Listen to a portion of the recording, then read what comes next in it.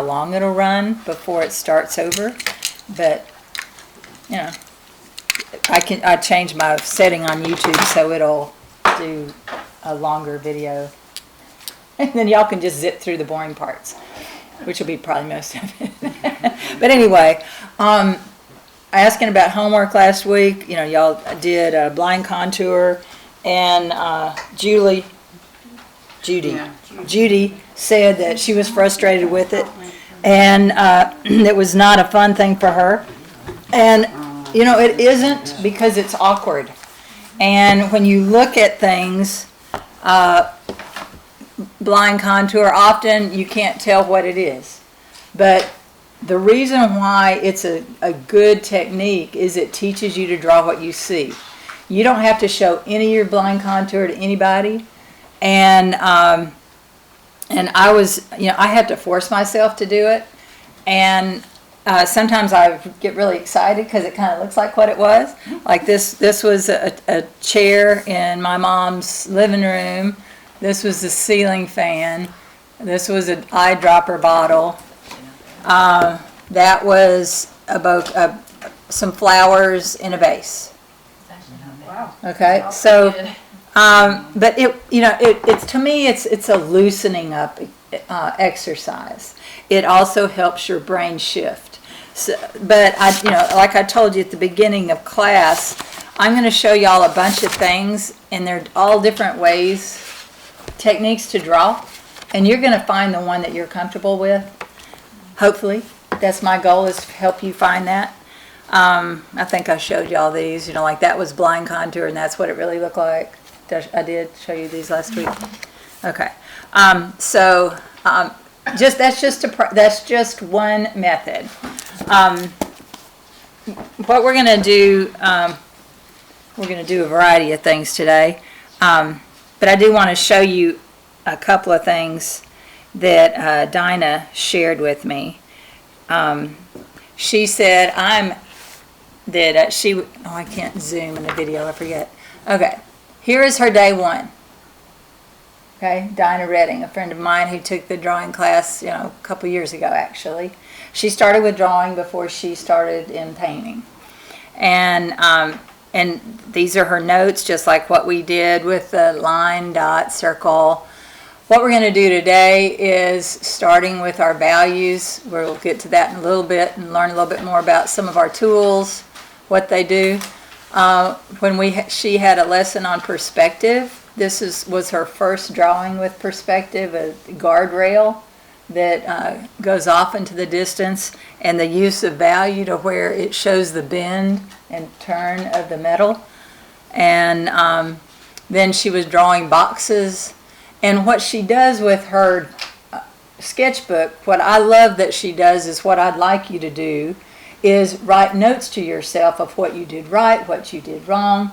Get the angle right first. She had trouble with, this is what she was drawing, and it was really this. And so she had this angle, actually this one, way too wide. See how that's almost a 90-degree angle, and that's a very small acute angle. And remember when we were doing the elements of shape, if you get stuck, go back and compare, is it a straight line, angle line, ellipse, oval, and look for those things, and it'll help you draw more accurately. Then she drew an elephant. I believe she used the grid method with this one, and the giraffe. That was a picture of her dad. And, whoops, went a little too far. That,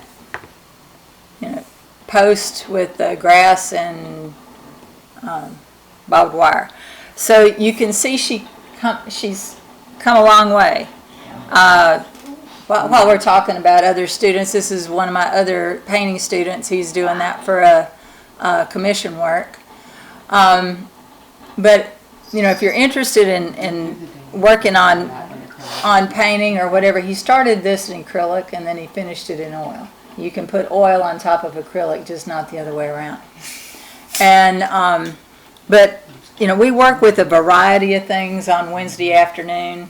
And some of my regulars for Wednesday afternoon are now working full-time, and then one of them's in India. So anyway, so if you want to take advantage of that and you have anything you want to work on, it's pretty much your choice as far as mediums. But going back to drawing, I was looking for this last week and I finally came across it. It was from the book Drawing with Children by Mona Brooks.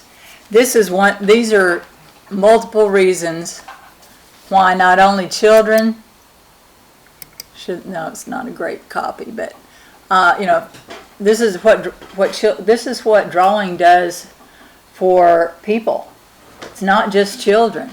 It increases motor coordination, increases mental readiness. That's really blurred. I'm sorry about that. I'll just put it down here. Okay.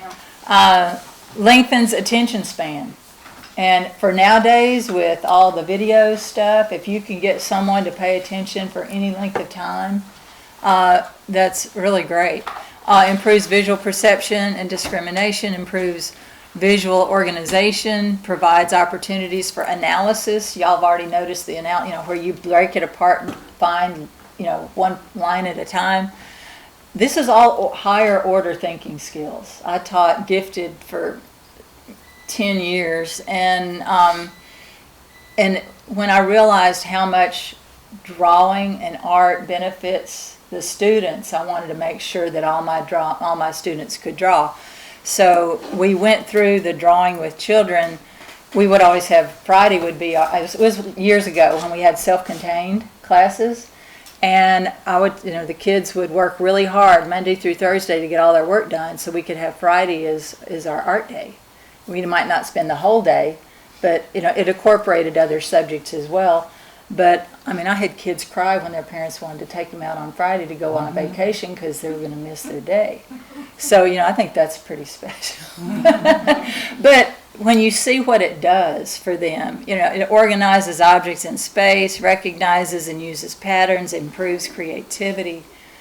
And what was really beneficial that I don't even really see here is they would take their self-awareness, their self-esteem grew because they accomplished things, and then that spilled over into their other classes, and it made a difference, and it's a skill that you can take with you the rest of your life, and I'm glad y'all are here to benefit from this. So if you have any children, grandchildren, you can share this with, that I would, share it with them. Teach them what you're learning. And, I think it'd both be fun for all of you. So anyway, I wanted to share that with you. It's in the book, Drawing with Children. If you need that reminder. But. And just a point, like Dinah has her students draw with their notes. Yes. And they're not, they're the gifted ninth graders. They're in an AP class, a college class in ninth grade, and that's what she teaches them to do, is help them remember all this material. Is because when you give a visual with it, you hold on to it a lot better. My daughter, who is not a great reader, she's got dyslexic eyes like I do, her favorite way of doing a book report was after reading a chapter or two, she sketched the main points and did it that way. So anyway, different ways to learn, and we're going to move on from there. So get your sketchbooks out. Y'all ready for the day? I was debating on exactly what direction to go today because I'm so hot. But I think we're going to start a little bit with value. So if you'll look in your pile of stuff, I think it's the third section of notes. I want you to pull out or either turn to that so you can see it. And before we do any drawing of this, I'm going to show you how to use my compasses. And I forgot to hand those out to you, so let me do that real quick. These are the best compasses in the world. They're called a safety compass. If you get the drift, you know, my middle school kids couldn't handle anything that had a point. So I purchased these. Oh, don't worry about that. That's on my sketchbook. But you'll need your pencil. If you have, if it's not sharp enough to go through one of these little holes, then I do have a pencil sharpener back there that y'all are welcome to at any time. All right, so but now I have a spiral drawing tablet sketchbook. Sometimes when I'm using this, that gets in the way. So for demonstration purposes, I'm going to tear mine out, and you might find that you need to do that too. But I think we're good to go. All right, there's 3 ways to use this compass, and I'm thinking I'm going to need to sharpen my pens. Oh, I'll just get a mechanical pencil. They're always sharp. There we go. All right, that's fine. Thanks. All right, the first thing I want you to always remember is you want your reference point for your circle. Your reference point is your center. So wherever you want your center on your paper, put a little dot. Big enough that you can see it. Just with your pen or pencil, whatever you're drawing with. Okay? Now I'm going to take this brass ring. I want to make sure first of all that you have your compass turned to where you can read the word compass. Otherwise it's upside down and you won't be able to read it. So that way you know it's right side up. The brass ring will be solid. So you're going to take that dot and you're going to center your brass ring on top of it. So you can see that dot through it.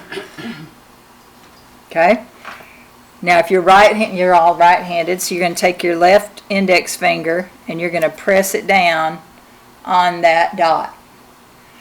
You have all these holes all along the outside of your compass. It actually goes all the way out here, which I believe is 5 inches out. But you put your pencil in one of them, and this is how it works. This drags around. Now it got hung up on my tears over here. And then you want a different hole. Just pick a different hole. Slide it around. You just lift your arm up, your hand up out of the way. I'm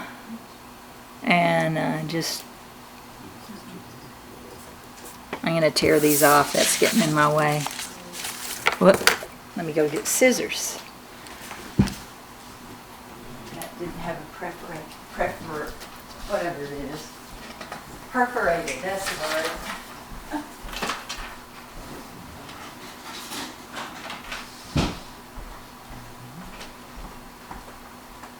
And I wish I'd have had this compass in math class, because it would have been so much easier to, now something that, the compass that you did and used in geometry would let you bisect and angles and that kind of stuff, and you probably could do that with this. I'm not worried about that. But now that I don't have that jagged edge to hang me up, I can now recenter, because I put that dot, hold my finger, and I can go around making concentric circles, however it is, whatever size you want. But when I first saw this compass, I thought, it should be everywhere, and I don't even think Walmart sells it. The only way I found it is online. Okay, so that's one way to use it. Then another way, if you want smaller circles, you make sure again that your compass is right side up. and you put your hand down on the orange. You want to press hard enough on the orange that you're holding that still, but you don't want so hard that this part doesn't spin. So here is how you do smaller circles. You just put your, yeah, it's very much like a spirograph. Now sometimes the inner sometimes these inner ones I can't get to work very well because it doesn't have enough push. So that the one that was about that size I kind of give up on. But then I shift to using it like a stencil. So I just hold that white part still and use it like a stencil. So there's several sizes of circles, you know, that you can do. That drawing we did with all the little boxes that we had to draw little circles. Mine didn't look like circles. This would have been. Right, so if you really want circles, you use a compass. I mean, I can draw a pretty good circle. And you know, practice drawing a pretty good circle. You can practice drawing ovals, practice drawing ellipses, you know, so you can fill your page up and you can get a circle that looks pretty reasonable. But if you want a sphere where it's really, really round, there's nothing wrong with using tools. So today is somewhat of a tool lesson as well. So, and a mechanical pencil, sometimes I can do some of these inner circles better if I don't use a mechanical pencil because the lead is so delicate, it'll break. So, but what do you think about the compass? Isn't it great? Merry Christmas, it's yours. I'm going to order some class sets so I always have them. So, hopefully I think you all look like, I think you gave. That's what I was trying to do. This is what it looked like. Here, let me give you that one. That's better looking. That was, she got an older, crummied up one. You can read it. You go. Yeah, okay, can you read that one? Yeah. Yeah, take that one. Okay, so when Roz comes off, I'll find her a newer one. Here it is, there's a newer one. So, yeah, to me, it's just easier to do that because, you know, by the time you pay, you know, a couple of bucks plus shipping, it's, you know, and I'm going to use them and have classes, so it just makes sense to order them in bulk. Okay, so now the other tool that I want you to look at is your ruler. This, if you do not have this as an item at home, I would recommend you buy one.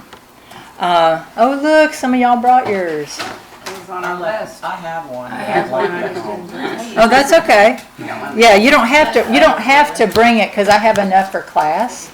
But if you don't have one, this is one thing that, especially if you work with a grid, which I'm going to show you probably next week. Is there anybody going to be gone next time?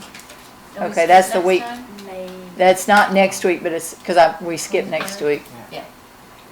It's the last. You're gone 1 week, and I'm gone 1 week. Okay, all right. So it might be the 5th time we do the grid, because whenever we do the grid, I really want everybody here. But hey, we've got the video, so I think this will work.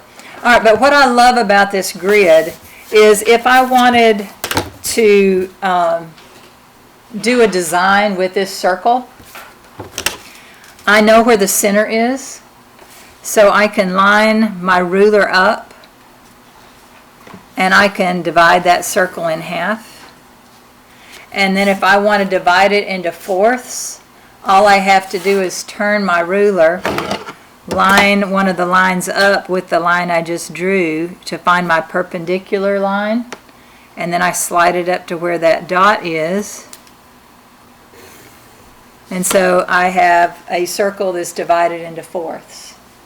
So if you want to do some of the challenges that were in your book, I don't think I even mentioned them to you because we didn't have a compass out at that point. I think, let me, just tell me if I gave them to you or not. I think they're on our first packet on the back page. Yeah. Here's Back circle. page first, okay. I taught a class yesterday and I didn't put mine up. So, it's full of circles. This one Yeah. here. This thing right here. Alright, so this is a great exercise on analysis. Over here, you would divide your circle up into thirds. That's a little harder to do, unless you have a protractor and you can look at your degrees. But what we just did here, we just noted where the corners were. And anything that goes across here starts with this shape on this particular line. It doesn't look like, but here you would end up erasing some of the lines that connect the two. But when you look and start analyzing different things, you'll be able to say, oh, I can figure out how to do that. But starting with the circle, now these are small circles, it's much easier to draw large, but now you know how to draw a circle large. And also draw lightly as you begin, because when you start with a heavy hand, then there's parts that you want to erase and you might not be able to. So I'm just going to do a quick demo of one of those and just show you how I analyze it. Where'd my dot go? Okay. Alright, so I'm going to put my dot there. I'm going to see how big I can make it. All I just do is see how far this arm goes out. Just make sure that it'll fit on the page. I'm going to do the one that you'll have to erase a little bit. Now, I have to draw enough of the line that I can line it up perpendicular.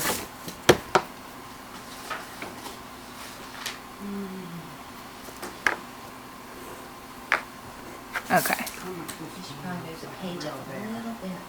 Oh, thank you.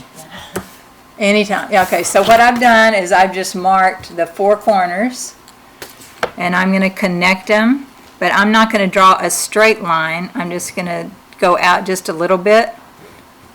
See if y'all can figure out which one I'm doing.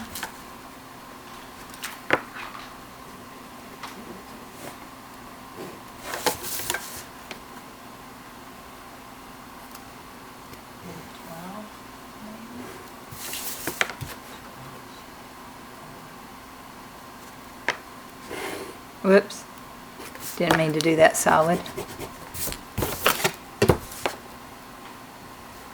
And I could have drawn those lines all the way straight. Let me go back and put those in.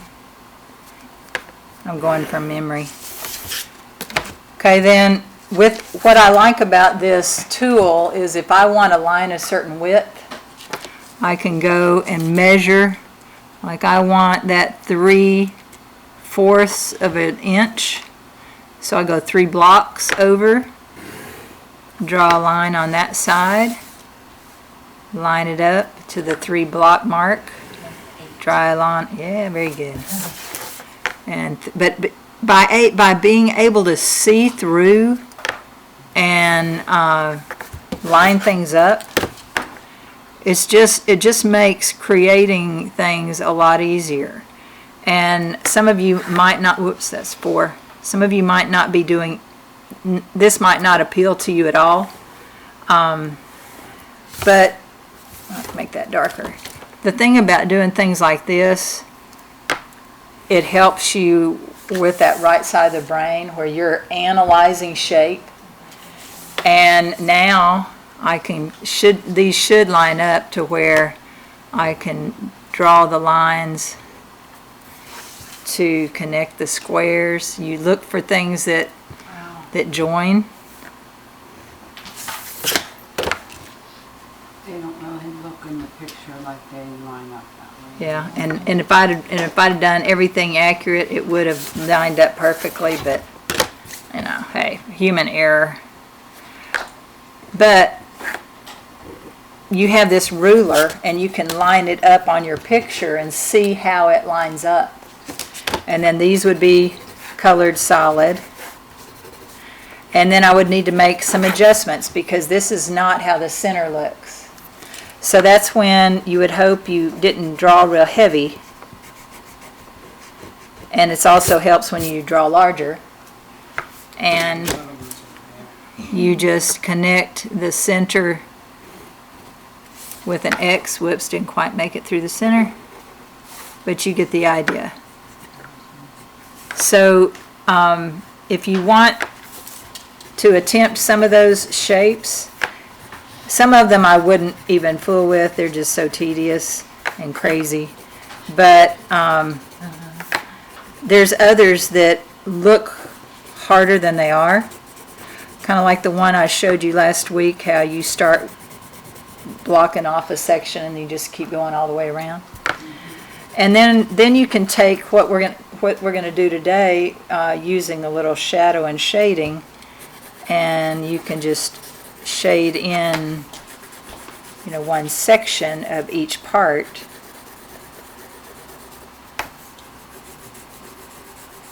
That's one way that you could do it. And this particular one has no light source. It's just a pattern.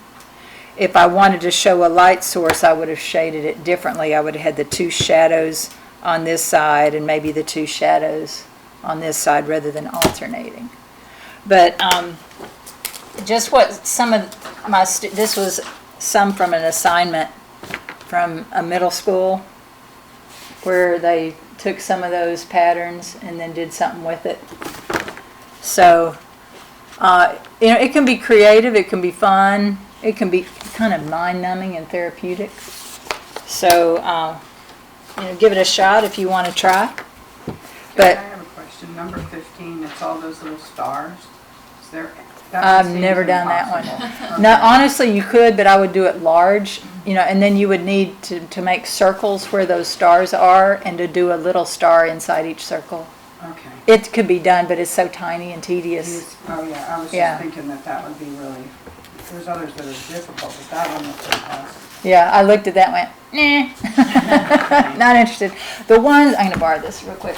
The ones that interest me the most, like this one that's intertwined, this one, you know, this one isn't very hard, to be totally honest. There's just, it's a square this way, or a diamond this way, a square this way, and then you erase just a section of each part, and then you get this cool overlapping star.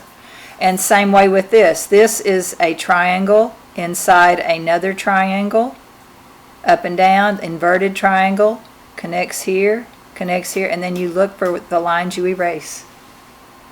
So, you know, by using your higher order creative thinking skills, which all this is, you figure out things like that, and the more you do that, the easier it is. And then when you come to complex things that you see, you go, I know how to do that. I can figure it out. Okay? All right. So what we're going to do today to start off with is an introduction to value. You have this lovely ruler that and I want you to turn your page so that you have 9 inches across. So, well, I'm going to do mine.